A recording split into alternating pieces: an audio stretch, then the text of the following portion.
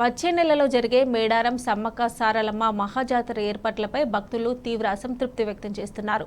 ఫిబ్రవరి 14న మండమల్కే పండుగతో అమ్మవార్ల మహాజాతర ప్రారంభం కానుంది. దీంతో ఇప్పటికే వేలాదిగా భక్తులు అమ్మవార్లను దర్శించుకునేందుకు మేడారానికి వస్తున్నారు. కనీసం స్నానాలు చేసేందుకు కూడా ఏర్పాట్లు చేయలేదని భక్తులు ఆరోపిస్తున్నారు. జాతర సమీపిస్తున్నా కనీస ఏర్పాట్లు చేయకపోతే ఎలా అంటూ ప్రశ్నిస్తున్నారు.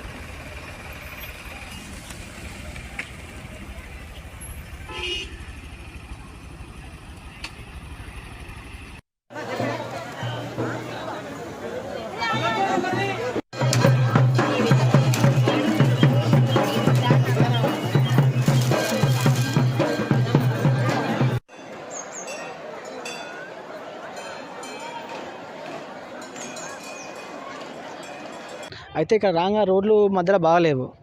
ఒకటి మెయిన్ రోడ్లు ఒకటి, ఇక్కడ వాటర్ ఫెసిలిటీ అనేది లేదు. ఇక్కడ ఇంకోటి ట్యాప్స్ లేవు.